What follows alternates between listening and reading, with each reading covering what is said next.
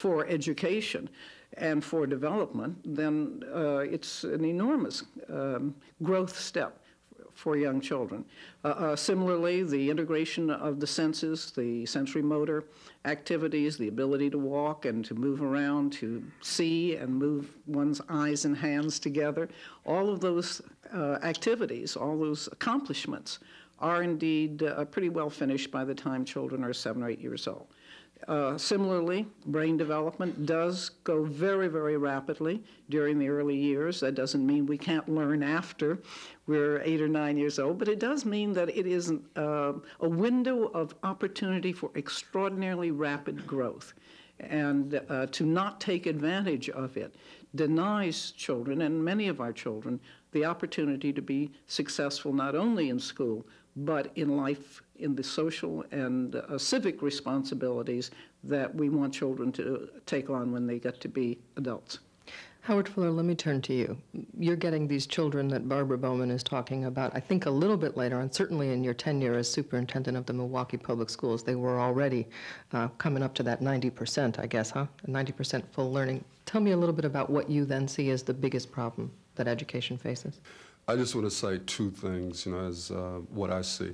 One is creating schools and learning environments that effectively educate all of our children. I mean, I think for me, what this is about is how do we effectively educate all of our children. And I think the revolution in this country, frankly, is the fact that people now have to at least give lip service to the idea that we should educate all of our children.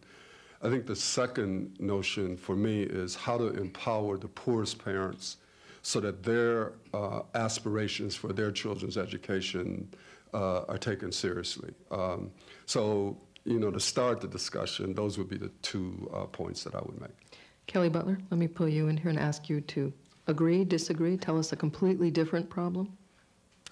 Well, I would agree with what Dr. Fuller just said. I think part of what we are struggling with in this country is the way we relate to each other in this institution called public schools. The work that I'm involved in, and as a public school consumer, I'm very concerned that children, depending on where they live and who their parents are, get a different kind of schooling. And I think that the work that my organization is about is trying to create a public system that is responsive to all kids, regardless of where they reside. I think we've got some big issues around equity and excellence. And the work that Parents for Public Schools is trying to do is to take consumers of public education, those people who get up every day and send their kids to public schools, a voice in the system. We are trying to help reclaim ownership of the system, both as frontline consumers, as we refer to ourselves, as well as to engage others in the community who are stakeholders, businesses and the like, in reclaiming ownership of the public schools. I want to throw some other things on the table because I think there are things that often come up in the discussion of public schools, who's there, who should be there, who has a right to speak for public schools. Let's throw, for example, economics in, and throw them in however you'd like to throw them in. There are a couple ways you could talk about them. Barbara Bowman, where do economics fit in here? Well, certainly there's very good research that suggests that the best predictor of children's school achievement will be their parents' socioeconomic status. The kinds of factors that play into the socioeconomic status of a family include high levels of stress, low levels of money, and that those factors do indeed tend to impede children in school, even in very good schools. So although I think we can do a great deal more than we are currently doing in creating equity in our schools, there's still going to be, I believe, a major problem as long as a large number of our children are born in poverty and are raised in poverty, and that the economic status of children and families should be as much of concern to us as the quality of our schools. Kelly Butler. I would echo that. I guess part of my perspective about the responsibility of the public system is that it takes that into consideration. And I think that society has changed and that our schools have changed much slower than they need to accommodate those economic disparities, but that we can't change the families overnight from where these children come from. And so I think that the schools have a major responsibility to help be an equalizer. And in doing so, I think we've got to put some more priority on what schools are doing, give them better resources to do it, help the professionals that are there be better equipped to handle what's coming to them. These are laudable goals, but Howard Fuller, they may not be realizable goals. We're never going to completely eradicate poverty or inequity. So how do we now deal with the hand that we've been dealt? Well, you know, I was going to make the point that while I agree with what's been said, the danger is to have a causal relationship established between poverty and low academic achievement as opposed to a correlation. And the reason why I make that point is because there are many educators in this country who use the poverty of kids as an excuse for their not learning. And I do not think that we can make that conclusion. I do not believe that poverty is going to be eliminated next week. I don't think that this country is fair. I don't think the world is fair. I don't think that these kids are going to grow up under circumstances that are fair. So now what? My now what is that we have to see this not as just education, but in fact as a social movement to enable kids to get to the point where they can engage in the practice of freedom. Paulo Freire said that education is not just serving the purpose of preparing kids for a job, it's preparing kids to be engaged in the transformation of their world. So that what we have to do is to create educational environments that not only teach kids how to read and write, and think and analyze, but also teaches them how to become involved in changing the world. And when you approach education in that way, you then go to the poorest kids and you say, yeah, the world is not going to be fair. But now since it's not going to be fair, here's how we're going to fight. And if you don't give kids that type of attitude, I don't think you can get them from where they are to where we want them to be. Can't you strike a middle ground there, though? Can't you say that and also say, but you know what? While I'm telling you this and creating everything I can for you here, I'm also going to work. Barbara Bowman, jump in. Well, I think I certainly agree that we need to take a position in schools that children can learn and that we need to be able to overcome to the extent feasible the detrimental aspects of their early childhood or their family life. On the other hand, I think that we are putting our heads in the sand when we don't recognize that there are some of the conditions that children are growing up with that do indeed impede their ability to learn when they get to school. And we know what some of them are, and it's not just poverty, it is the factors that feed into poverty, like high stress among family members. We do know, for instance, that children who have not had responsive caregivers in their early childhood are less likely to form effective social relationships and are more likely to be hostile and aggressive. Well, then how do we help parents provide the kinds of support systems their very young children need? How do we help daycare centers and Head Start programs and the other places where young children are? How do we help them get children ready? And how do we help schools be responsive to the social emotional needs of kids when we get them there? It's all very well to teach them to read and write, but to set up situations in which they are treated with respect and with care is very often not found in schools. I think we need to talk about some of the ways we can set up systems that are responsive, no matter what your perspective is, but I would be remiss if I didn't throw another factor in here, which is very much perceived to be part of the public education debate, and that is race. I think we've talked about economics. I think to some degree we've talked about class. Where does race fit in here, Kelly Butler? Well, I think it's something that we've not really dealt with head on. I think it's very much an institutional issue. My concern about the attempts to improve public schools in the form of choice and vouchers and things is that it, in some measure, declares Brown versus Board of Education null and void. It's, to me, suggests that we tried it, it didn't work, and so let's go do something else. And I'm not willing to abandon that fight yet. I think it's a very important one. I think it's bedrock to this country that we figure out how to create a society where children can grow up and learn to live and work together, and I think public schools are the best way to do that. Howard Fuller, is there a problem with race in the public schools? Well, there's a problem with race in America. I mean, anybody who thinks that this is a colorless society is, to me, operating at the level of a dream world. I mean, it has never been a colorless society. And in my view of the world, I don't see when it is going to be. I think the issue isn't that people are of a different race. The issue is what difference does it make in terms of what they get, don't get, what the interrelationships are.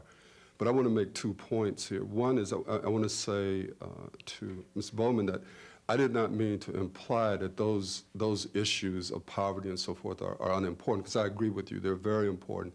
And that you always have to have a parallel battle in this society. You have to always be fighting to improve the conditions. At the same time, you're fighting in spite of the conditions. And that was really the point that I was trying to make. On what Ms. Butler says, we have probably a profound disagreement here on this notion of what does things like choice, as she said, what they mean as far as Brown versus the Board of Education. And I think we need to be very careful about making sweeping statements about what this means depending upon the region of the country that we live in. There are different implications of strategies in Mississippi than there might be in Milwaukee, Wisconsin. And I think we need to be very careful about assuming that a strategy that is used in Milwaukee has the same implications as a strategy that is used in Mississippi or in Alabama or in Georgia or in Chicago. And so I definitely want to have a discussion about the impact of choice on some of these issues that we're raising. And as a part of that, I think we're going to have to come to some fundamental understanding of what we mean by public education.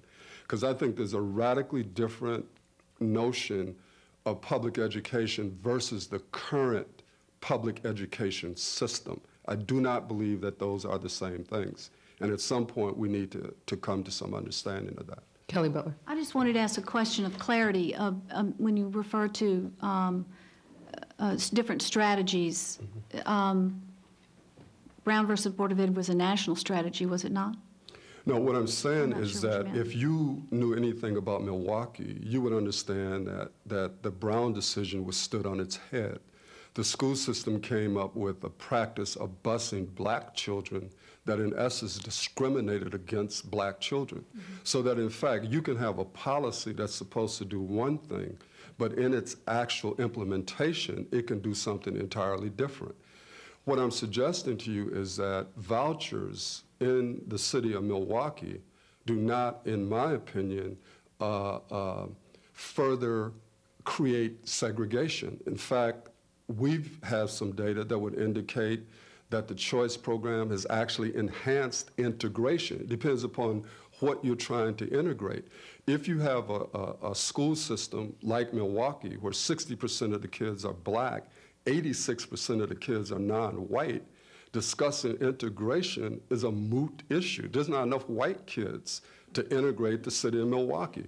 However, if you go outside of the so-called public system and you begin to look at what are the implications of low-income, mostly black parents using a voucher to go to what were formerly all-white private schools, I can make an argument that, in fact, you are enhancing integration in the broader segment of the society. So what I'm simply saying to you, Kelly, is I don't think you can assume that a voucher strategy is, by definition, a betrayal of Brown versus the Board of Education. That's my point. What I'd like to do, actually, is back up and turn the question on its head, if you will, and make it a more positive question and talk about what the ideal recipe is here. I think you should include in that, I think Howard Fuller is absolutely correct, a definition of public education, of how you think it's changed. To me, the recipe is to move away from the one best system and to, in fact, create a system of learning opportunities. And that system of learning opportunities could include charter schools. It could include new configurations of the existing system. It could include homeschooling. It could include public-private partnerships.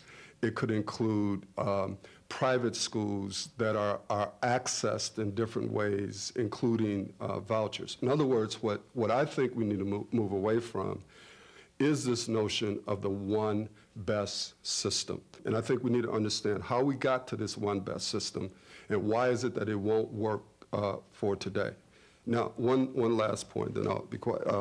I was very intrigued by something that Kelly mentioned that I actually agreed with, and she talked about the importance of people having voice. My view is that in America, you only have voice when you have an exit strategy. That if you want to increase voice, you got to give people the capacity to exit. Because if you don't have the capacity to exit in this country, you in fact minimize your voice.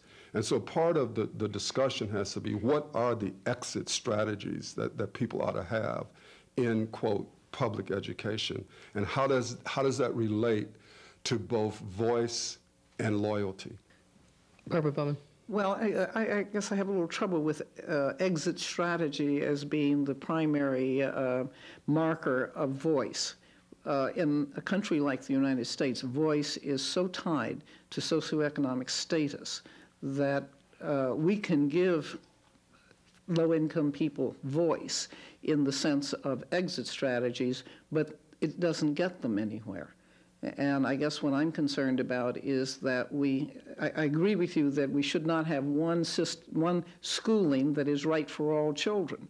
But I'm not sure that I can agree with you that just having the right to withdraw your child and put him somewhere else will solve the problem of voice for parents. What I'm saying is that for those of us with money, we're clear on the value of an exit strategy because we use it. The problem is for those of us without resources, we do not have that option. And that to me is where the fairness part of this comes in the exercise of democracy. I don't think you two differ here from what I'm hearing. Now, Kelly Butler, let me pull you in here. Maybe, let's turn it on its head again, that the idea is not to create a desire to have everybody have an exit strategy from the public schools, whether they really do or not, but to create everybody to want to have an entrance strategy to the public schools. And one of the big battles that I've heard discussed is we've lost so many people. We have to turn the schools, there's been very much an effort in Chicago, into places that are desirable again so that instead of everybody wanting to get out, they want to come back. Mm-hmm. How critical is that in this recipe, if you will, for change? I think it's very critical. And I'm really struggling here because I find that Dr. Fuller and I really have a lot in common that we believe in, though I think the solutions that we're posing are different. But the public system that I envision is the one that he envisions. We're just calling it different things. I may not have as broad parameters in terms of including homeschooling and private schooling, though I'm not opposed to either one of those. But I think that public schools need to exist to serve the broad array of children that grow up in this country. I'd like to think about it in terms of when he talks about an exit strategy. I approach public schools and the work that I'm doing with parents across the country is in rethinking about ownership, is to approach it as a marriage. And I don't think you enter into a healthy marriage thinking about your exit strategy. So part of what... So you're not suggesting you don't want to see prenuptial educations, right? No prenups in public ed. So I'm suggesting that as we reinvent these relationships, as we like to talk about it, is that we redefine how we relate to each other in this public school, and that public school parents, regardless of what their resources are, in many places, to use the worst case scenario, feel like battered wives. They're committed to an institution that they want to work. They want it to be successful. They don't want to leave it. They don't want to go to the private school. They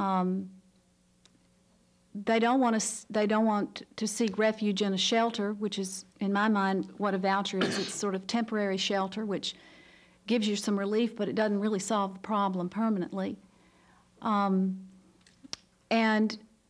But for the marriage to work, there needs to be an equalization of voice and power. And I think that part of what we're struggling with in this country is that the consumer is in the victim role too often. You're also suggesting, I mean, let me just take the metaphor of voucher as temporary relief from a battering spouse. One has one's own children to worry about. Their lives seem amazingly short. Most people will not say, you know what, I'm going to put my child in this horrible school where they will be in danger and badly educated for my principles. I don't know many parents who will do that. I think you're again into this sort of double issue. You know, what are we going to do short term? What are we going to do long term? You can fight a battle for your own children or the children in your school or your neighbor children, but do you really want to sacrifice them to a larger, much more long-term battle, which is what I think we're all talking about here, education reform over time? Can we really realistically ask parents to do that? No, and I certainly wouldn't ask any parent to sacrifice their child. And I do think Dr. Full is right. There are a lot of kids in America who are stuck in bad schools and have no option. And I'm terribly troubled about those kids. I believe the system can be fixed, though, and I believe that part of what we lack is public will and a national will that puts children at the top of the agenda in lots of ways. Barbara Bowman. I keep coming back to money for some reason or another. The problem, as I see it, is that in order to provide the kind of a school that we need to, for instance, in the inner city of Chicago, we need as much money as gets spent in the North Shore of Chicago, and we don't have that kind of money. And so in a sense, we're asking the teachers who teach in the inner city to turn out children who can compete with school districts where they have twice as much money and not as much of a task to accomplish. So I have a great deal of trouble with the notion that somehow or another on the same amount of money, unless you cream the community, you can educate all children at a high level at the same income, the same stipend per child. And I think that's what I have trouble with when you talk private schools. How are private schools going to do it if public schools can't? Well, let me ask a question about the money, because the figures I've heard are significantly more than twice as much. I think it's more like, in some cases, 10 times as much. I don't know, is that differential right? Between, say, let's just stay in the public universe for a moment, between, say, a public school in a very, very poor neighborhood versus a public school in a very affluent neighborhood. What is the actual differential? See, the fact is it varies. I mean, that is to say that you have some public schools in urban areas. Let's take D.C., which to me is like a crime, a shame in this country. That if you talk, the last time I talked, I thought they were at either $9,000 or $10,000 per pupil. Now, obviously, I agree with you that $17,000 per pupil is better than 9 or 10. But the fact is that used well, 10 could do a lot. And while we need to fight, and I want to be very clear about it, we need to fight to make sure that the poorest children are worth what any other child is worth. But then what we also need to fight to make sure that the money is used well. Because if what we do is simply have a strategy that argues for more money, but we're not going to argue for any fundamental structural change in terms of how the money is used, we're going to lose that battle. We may lose it in any event, but it certainly is going to hurt us further. Kelly Butler. I'd like to put on the table the issue of teacher quality, which is something we haven't brought up yet, but I think to me it's a real central factor, and it's related to economics. It's related to some of the things that we've already talked about, but it's the silver bullet in my mind. Actually, what I'd like to do is get us off the subject of choice and get us back to some of those other issues, because that's clearly not the only issue that we need to address here. Let me take a moment and let you know that you're listening to Conversations from Wingspread from the Johnson Foundation's Frank Lloyd Wright Conference Center in Racine, Wisconsin. I'm Maura Tapp, and this is the first of 5 conversations on public education. My guests are Howard Fuller, director of the Institute for the Transformation of Learning at Marquette University. He's former superintendent of the Milwaukee Public Public Schools and a member of the Pew Forum on Standards-Based Reform. Barbara Bowman is president of the Erickson Institute for Advanced Study in Child Development. That's based in Chicago. She's a board member for the National Board for Professional Teaching Standards. She has taught at both the preschool and primary levels. Kelly Butler, executive director of Parents for Public Schools. She's a member of the Education Advisory Committee of the Foundation for the Mid-South, and she is a former special education teacher at Greenwich, Connecticut Public Schools. Support for this broadcast is provided by the Johnson Foundation. Barbara Bowman, let's talk about teachers for a moment. I'll start with you because the Erickson Institute trains teachers. Exactly. Well, first of all, when you think about teacher education, people very often don't recognize how little training the average teacher has before they go into a classroom. The average teacher is recruited in their sophomore year in college. Usually they have an intensive program most of their junior and part of their senior year, and then they go into a school system where very often no additional training ever is needed except for an in-service day once or twice a year. The notion that a youngster who's been through that kind of a teacher education program is going to be in a position to teach all kinds of children with, from those who learn easily to those who are more difficult to teach is a dream. So many of our teachers, and particularly in the schools that are the most challenging, many of our teachers are underprepared. And we do not then give them or require of them the kind of additional training that they need in order to do a good job. Now, I will say one of the bright lights, the bright signs that I see on the horizon is the notion of standards, and that we are telling teachers what it is they're expected to accomplish. And we're also telling schools of education and principals and school districts that we expect these things to be accomplished. I think that's the first step. But the second step is to provide the education so teachers can do it. Kelly Butler, you started this one, jump in again. Well, and also to provide some professional development and support once they are doing it. And I think to help them once they're in the classroom. I think there's realistically teacher burnout that's not addressed, that we just renew the contract the next year. I think we need to look at how we retain teachers, how we support them in their work, and how we redirect them if they need to be. Let me flip it on you again. Right. One of the things that's intrigued me as we've reached out and tried to involve more parents in some of the more successful public school models is that the parents sometimes sort of move into the schools. And I don't know about you, I'm not a teacher, but if it was my classroom, I don't think I'd like a bunch of people coming in, people maybe without any experience or knowledge, and telling me how to run what is in essence my business. Is that the backlash side of accountability and parental involvement? And is it a problem, or is that just, to be expected and perfectly fine? No, it could be. I think that is a backlash. I think that's meddlesome and can be intrusive. I think it's appropriate to be here at this wing spread architectural icon. Parents for Public Schools has used an architect's model to describe how parents and teachers should be relating to each other. It's a little different from the medical model where we go and seek advice and sometimes get a second opinion. It's a much more interactive, mutually respectful relationship. The architect in building a house brings certain skills that are important, but the consumer in wanting to have the house built has some personal preferences and knowledge about what they're looking for. And I think that if we could somehow create more of a balanced, interactive, mutually respectful relationship between school and family, we'd be closer to reaching our goals. Howard Fuller, how about between superintendents and teachers and children? The reality of it is that we're facing a tremendous teacher shortage in some places in this country and in some areas. So I think that first of all, we got to get clear on what is the nature of the problem. The second thing I think we have to do is we have to get clear on what is the relationship between consequences and anything that you develop. Because right now, in my opinion, the only people who are held responsible for poor teaching are kids who don't learn.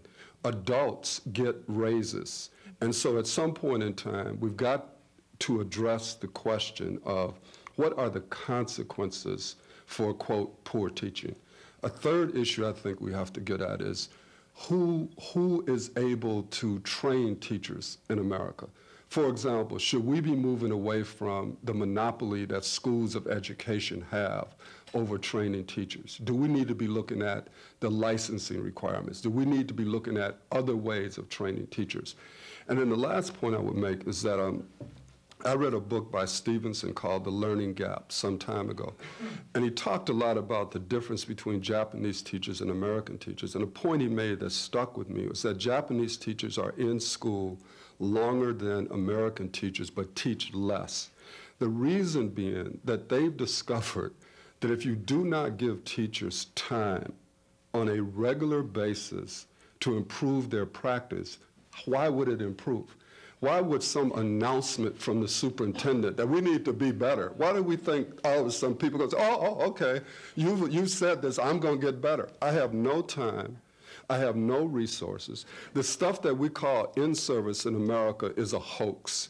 You have teachers who go somewhere for a couple days, they learn something really good that could help kids. The only way the other teachers in the building know that they're gone is they're subs or they got to take their class. They come back from learning this wonderful thing. There's no time for them to share it with their colleagues.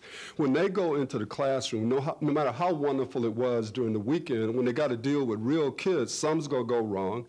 Since there's nobody there to help them once it goes wrong, what do? They go back to what they know, even though what they know doesn't work. So what I'm saying is that if we're serious about this question of teacher quality, we're going to have to put resources behind it. We're going to have to put time. We're going to have to change the calendar that we use, which is outmoded. We're going to have to deal very seriously with this, or else we're just talking. Now you're talking about money, right?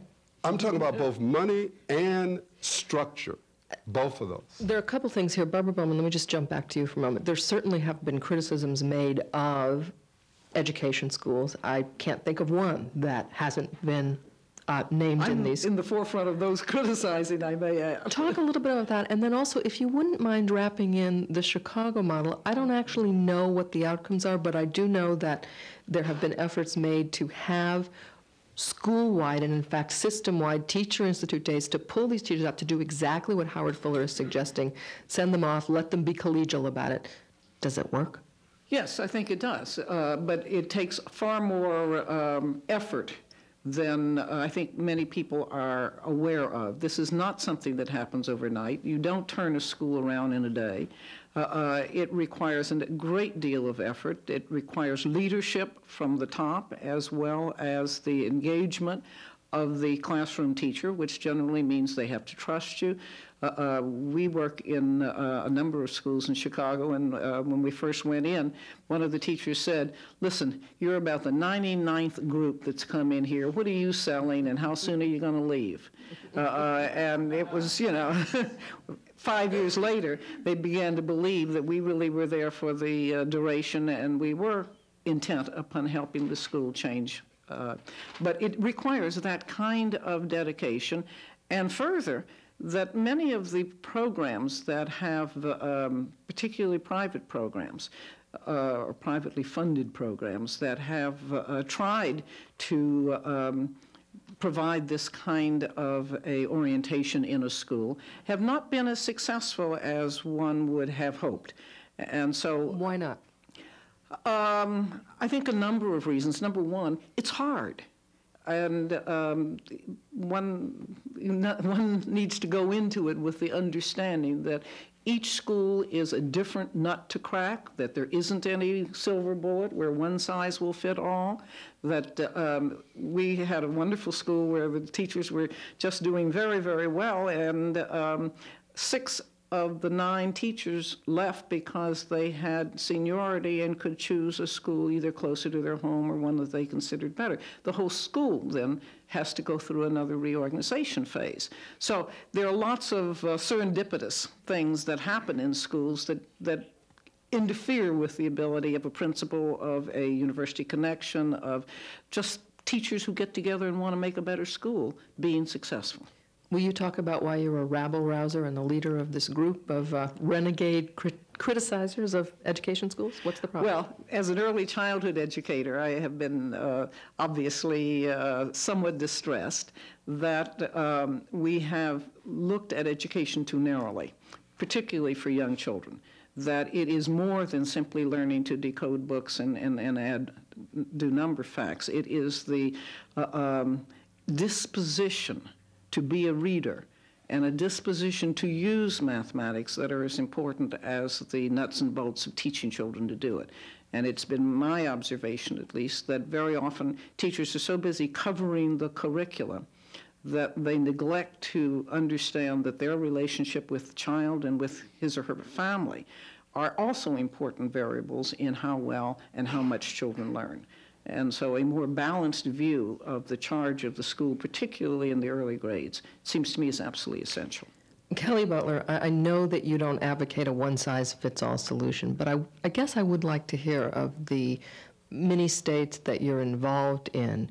How typical is that sort of a model? How typical would it be to find the suggestions from Howard Fuller or the sort of programs that Barbara Bowman's described? How typical would it be to find those in place? Well, you will find it in place where the community and parents are involved and haven't given up, haven't walked away, but have said, we're going to make the system work, be a part of the system. Half the systems? A quarter? 10? 1? Well, we're in 64 communities, and I would say probably about half, because half of those communities where we're working are from a groundswell of parents who are in desperately broken systems that are trying to turn it around but don't want to leave it. You know, so, I mean, and I think the good news about that, about those statistics, is that suggests that there are a lot of places where public schools are working. And I do hope that we can put that on the table as well, is that one of my reasons to not give up is that I know that it works. And I think that we're quite clear about why it works and when it works and where it works. And to me, if we can do it in some places, we ought to be able to do it everywhere. Are we quite clear about why, when, and where? I'm not sure there's complete consensus on that. Give me your... Well, maybe not. I guess I would say I think that there are probably some pretty common elements that we could agree on of what makes schools strong. One is that there's a quality teacher in front of those kids, that there is a voice for parents in how schools are governed, not necessarily making parents managers of schools, but making them joint decision makers. I think that there is resources available for adequate facilities. There's attention to safety. I think there's some common elements that you would find across the board in schools that are successful. And to me, if we can identify what those elements are, why can't we put them in place? Do we have consensus here on those elements? Howard Fuller, what would you add? Well, what we don't have consensus on is that because you support choice, you've given up on the public system. I think that's wrong. I mean, in Milwaukee, there are those of us who support choice and charters who were at the state legislature with the public school board trying to get more money for the Milwaukee public schools. We have people, principals from public, parochial, and private schools who have been meeting in Milwaukee talking about how we're going to work together for kids. So I don't think, Kelly, I don't think it's correct to say because you support these other options, you've, quote, given up on the system. There's another way of looking at it. You support these options because you want to enhance the system, and that there's a way to work together across systems.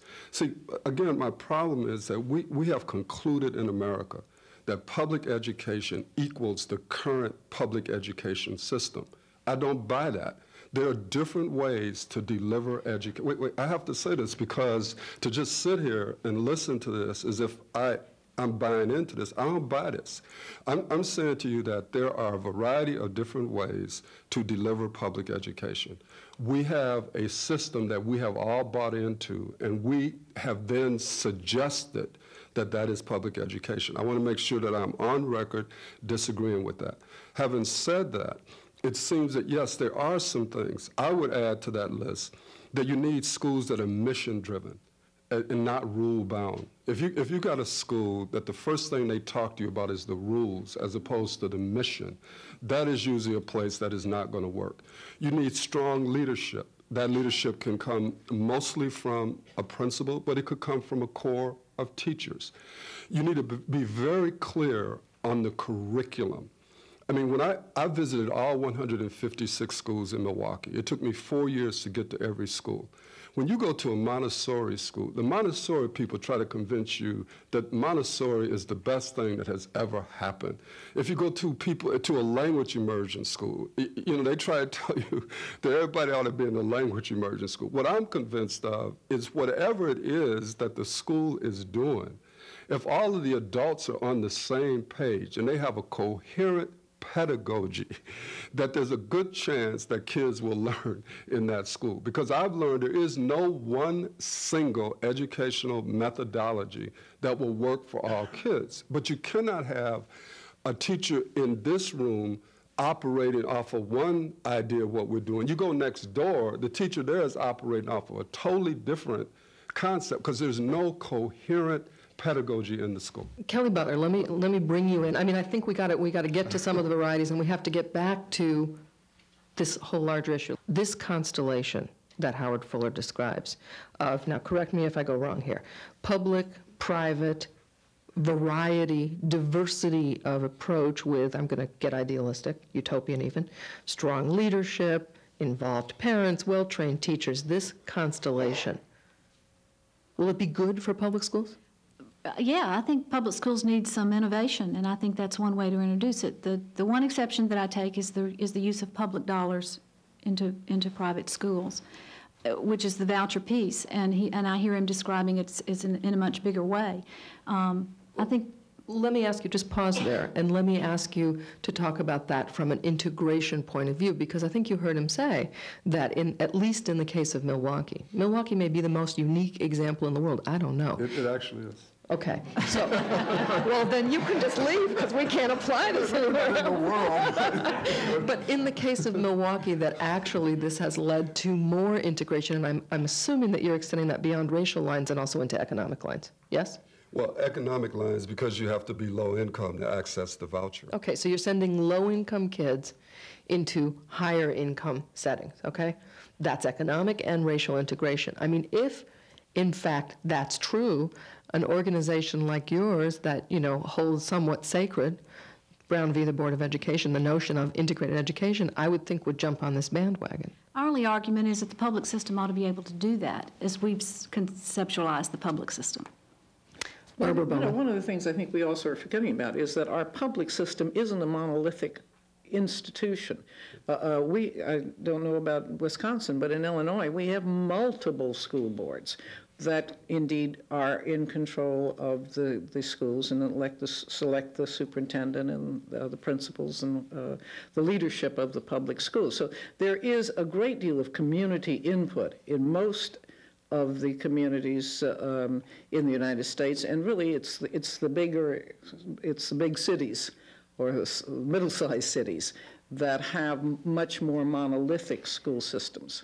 Could I take 2 steps back and ask a question here? I mean, everybody at this table is talking about mixing things up, you know, getting different kinds of kids together.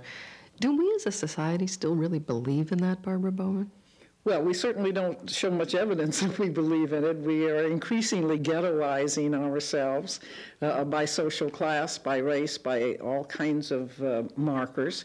I guess in many ways it's what appeals to me with Kelly's perspective on let's all put them back in the public schools. Let's have diversity within the public schools, particularly around curriculum and some of the educational issues. But let's see if we can't find a way to make our schools serve a broader cross-section of children than they're currently serving. How much of a public education job that will be for us to convince parents that it is a good idea for children to have experience in diverse schools, that they will learn something more than just reading, writing, and arithmetic by having an opportunity to mix with children who come from different backgrounds. And then there's the argument that says, well, that's all fine and well. Those goals are just lovely and laudable and those wonderful liberal goals. But you know what the reality is? I can't even worry about that until I make sure my kid can read and write and do basic science. Now, Kelly Butler, again, give us a sort of a national sense. I think public schools can do both. My public school experience for my own children is doing both. They're getting... Perhaps, is your community as unique As Milwaukee is? in its own way, I guess. No, but I mean, I graduated from public schools. The question is, what is that makes a school public? I would argue that what makes it public is that it serves the public's interests. And to take it further, I would ask this question. If believers in Christ, and I would invite any of you all to come to Pastor Cheryl's school, she's taking the same kids that La Follette takes, or Lee, they're all the same kids. If she is better able to educate those kids for whatever reason, isn't it in our interest to allow her to do so? Because if these kids do not get educated, we know that there's another public institution that is waiting for them called prison. So the question is, when does the public's interest get into this, not structure, but the broader question of public interest? Because I want to say this, Mary, and then I'll be through. We're sitting here talking about, in essence, freedom and democracy. The critical question is, how do you develop a democracy without an educated populace?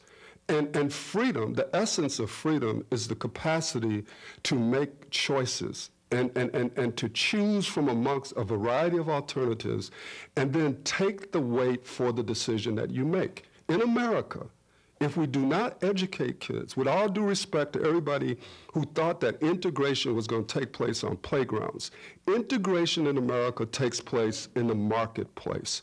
You come to the marketplace unprepared to compete, you're not going to be integrated in mainstream America, no matter who you played on the playgrounds with.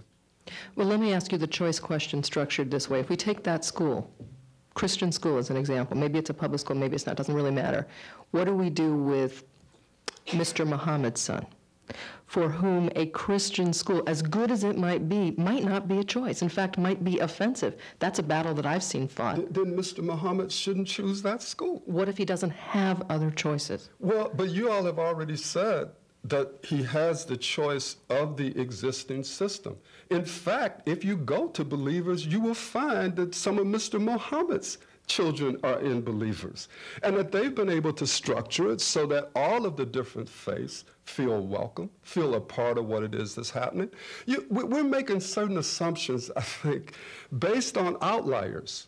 There's going to always be outliers in America. The terrible place, or the place that discriminates against kids. When those outliers occur, we should deal with the outliers. We should not make public policy, we shouldn't limit public policy because there may be an outlier or someone, if there's a crook, jail the crook. Don't stop a program from developing because there may be crooks. Barbara Bowman, jump in here. Well, this is a complicated It seems to me one. that you're putting all the eggs in the basket of the parent.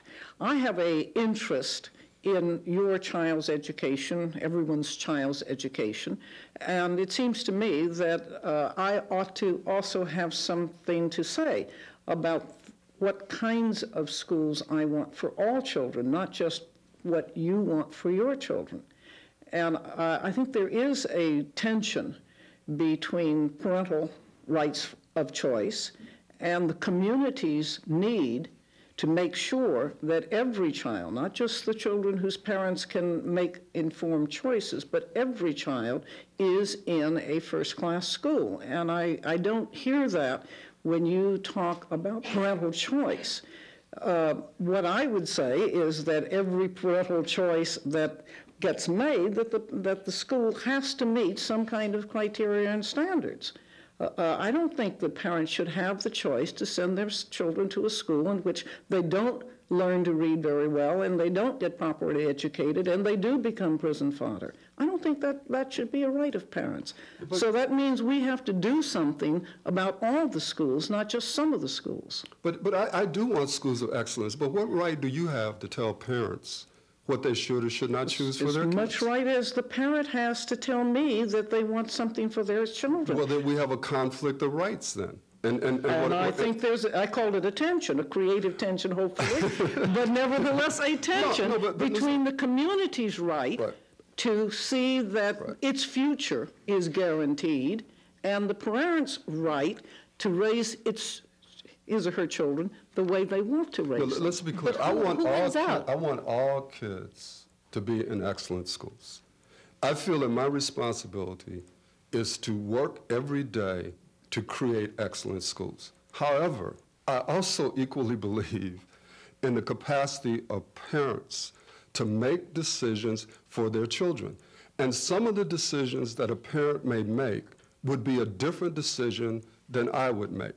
But I want to at least give them that capacity, because what you determine, for example, or I determine may be an excellent school, is for a parent, that might not be the qualities that they're looking for. Well, and I want to at least give them the option to make those decisions. That may be an area of difference. I would be much more interested in creating a forum where not just parents have a voice in the education of their children, but that the community has a voice. It is, I think, part of the community responsibility to see that children are in excellent schools.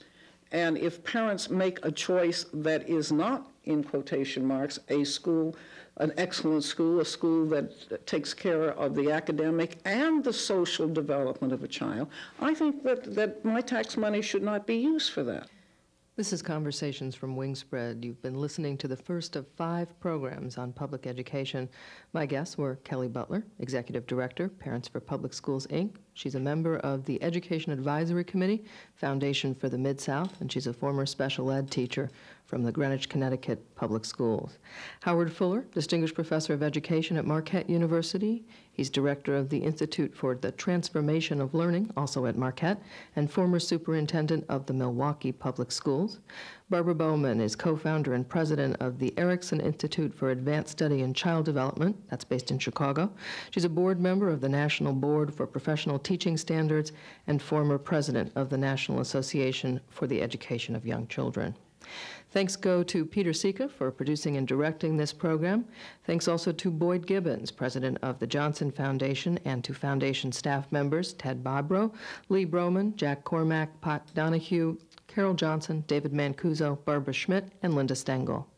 This program was recorded by and edited at Airwave Recording Studios in Chicago. It was taped and distributed nationally by the Milwaukee Access Telecommunications Authority, thanks to Val Wiley Hooper and the entire MATA television crew. Support for this broadcast was provided by the Johnson Foundation. It was recorded at the Foundation's Frank Lloyd Wright Conference Center in Racine, Wisconsin. Deepest thanks to all our guests and to all of you who joined us for this broadcast, both in studio and on the air. I'm Maura Tapp.